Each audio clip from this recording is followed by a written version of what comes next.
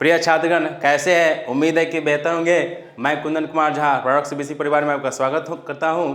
देखिए प्रिय छात्रगण, अभी जो आपके सेंटअप एग्जाम चल रहे हैं उसमें जो और विषय जो आपके पूछे गए हैं या जो हो चुके हैं उनका वीडियो आपको अपलोड कर दिया गया है, उसमें देख लीजिए, उसका समाधान कर दिया गया है। अब जो हम आपके सामने करने जा रहे हैं वह संस्कृत से है। संस्कृत, इसमें संस्कृत के पुस्तकों से भी है और उसके व्याकरण से भी है, जो हम अभी इसका समाधान करेंगे। तो आइए देखते हैं, शुभारंभ करते हैं। देखें यहाँ पर आपको सबसे पहला सवाल पूछता है किताब से है कि मंगलम पाठ में कितने मंत्र हैं। तो मंगलम पाठ में आप यहाँ पर विकल्प देख लीजिए, 6 है, 5 है, 4 है, 7 है। तो 5 रूप में मंत्र दिया गया है। कितने रूप में दिया गया है? 5 रूप में दिया गया है। तो यहाँ पर हम इसको चिन्हित कर देंगे, कितने? 5। यहाँ देख लीजिए, मंगलम पाठ में कितने मंत्र हैं? 5 है। ये पहला सवाल का आपका उत्तर मिल गया। दूसरा है, ये आपको प्रथम ऐसे भी अगर चैप्टर को देखा जाए तो यह पहले पाठ का है, मंगलम पाठ से है। दूसरा है, विद्वान किसको त्याग कर आत्मस्वरूप को प्राप्त कर लेते हैं। ये भी मंगलम पाठ से ही लिया गया है, जो कि चतुर्थ श्लोक के अध्ययन से लिया गया है।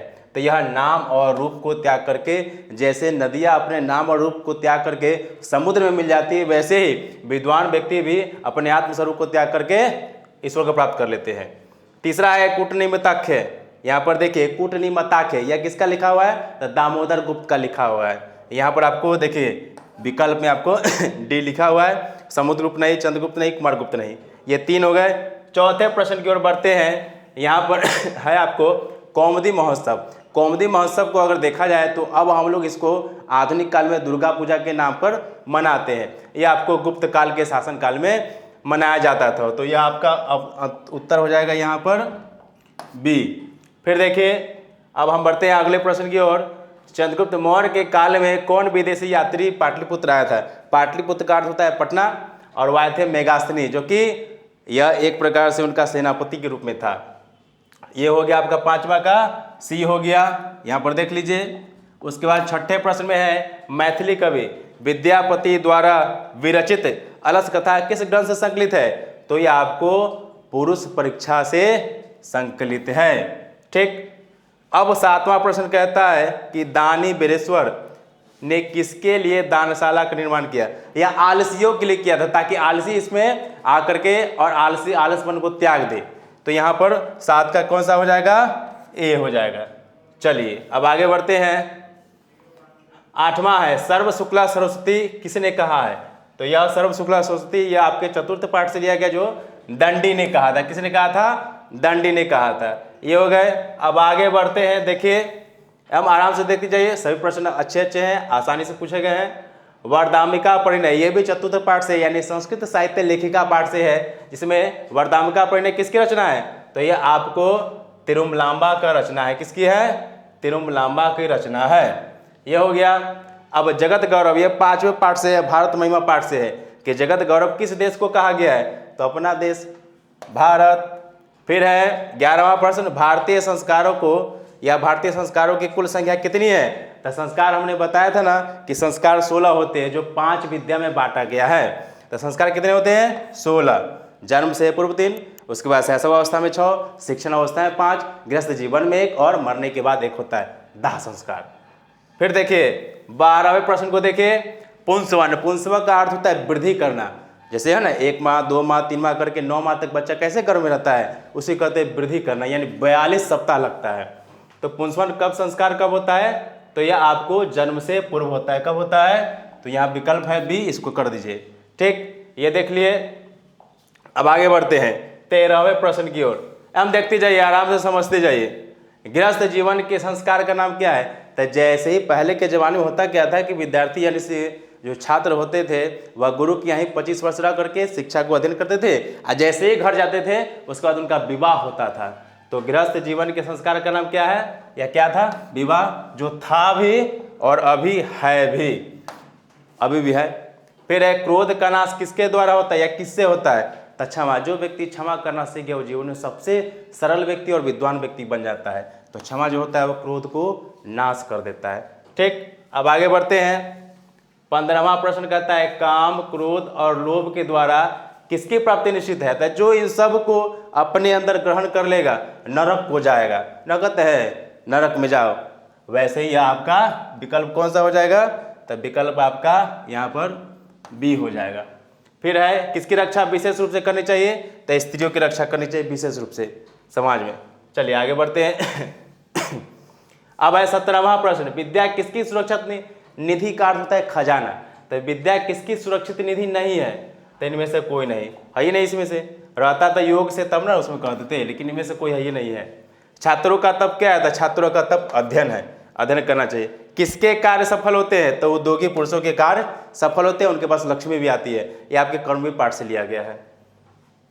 फिर देखिए स्वामी दयानंद के प्रज्ञा चक्षु यानी आंख खोलने वाले गुरु कौन थे, तो यह आपको वहां पर कौन थे, तो स्वामी बिरजानंद थे। कौन थे, स्वामी बिरजानंद, जो घर त्याग करके वहां से उनसे जाकर के मिले थे। फिर देखिए सत्यार्थ प्रकाश, तो यह आपको नवम पाठ है जो दयानंद सरस्वती द्वारा, उसमें का लिखा हुआ है। तो सत्यार्थ प्रकाश पुस्तक के रचयिता कौन है, तो स्वामी दयानंद सरस्वती है। यहाँ पर देख लीजिए लिखा हुआ है विकल्प बी। ऊर्ध बाहवह यानी ऊपर उठना तप करना, यह मुनियों को या ऋषियों को कहा गया है। ठीक, अब आगे बढ़ते हैं 23वें प्रश्न की ओर। व्याघ्रपति कथा किस ग्रंथ से है, तो ये आपको हितोपदेश यानी दूसरे के उपदेश देने के लिए इसमें से लिया गया है, तो ये आपको हितोपदेश। यहाँ पर देखिए विकल्प लिया हुआ सी, इसको कर दीजिए। फिर 24वां प्रश्न है, कवच और कुंडल जन्म से ही किसे प्राप्त था, तो कर्ण को था, सूर्यदेव के द्वारा, तो यह कर्ण हो गया।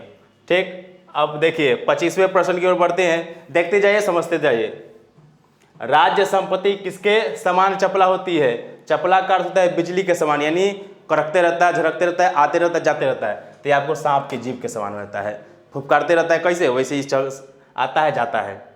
अंगराज कर्ण के सारथी का नाम क्या था, तो शल्यराज था।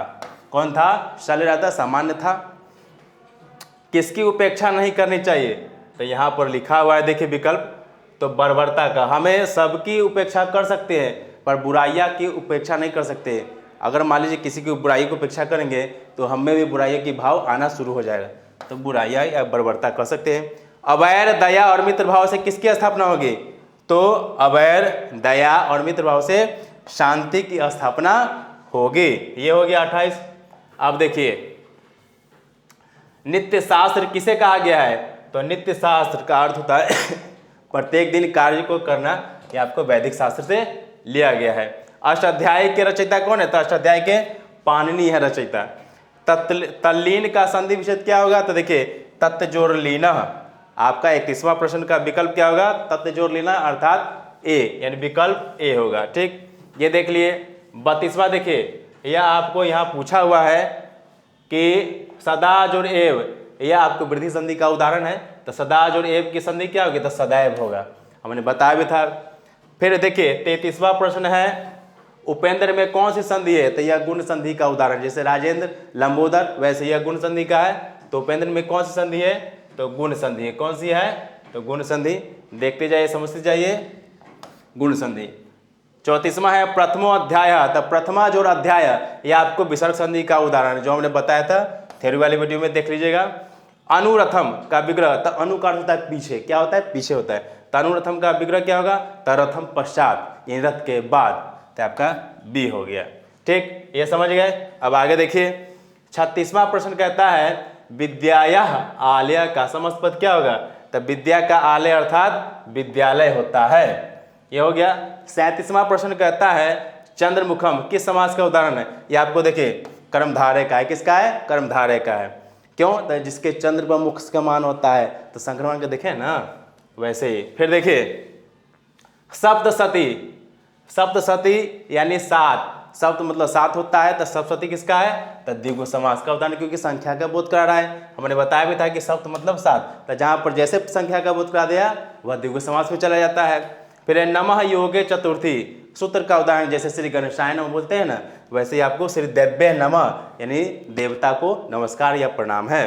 स्प्रिय, स्प्रिय का अर्थ होता है चाहना होता है, तो स्प्रिय धातु के योग में किस विभक्ति का प्रयोग किया जाता है, तो चतुर्थी विभक्ति का प्रयोग किया जाता है। ठीक, अब बढ़ते हैं 41वें प्रश्न की ओर। यहाँ आपको प्रश्न कहता है कि वृक्षस्य, क्या कह रहा है, कि वृक्षस्य अध एकः पथिकासित, तो अस्य जैसे देते हमने बताया था ना कि कारक में कि अस्य मतलब का के की, यानी संबंध का, तो संबंध किसमें, खष्टी में आता है। तो वृक्षस्य अध एक पथिका सिद्ध्या, तो कौन सा होगा, तो षष्ठी होगा या षष्ठी भी कह सकते हैं। देखिए यहाँ कारण नहीं होगा, यहाँ करण होगा। प्रश्न की वहाँ पर गलती कर दिया है। करण बोधक शब्दों में किस विभक्ति का प्रयोग किया गया है, तो करण होता है या तृतीया में किया जाता है।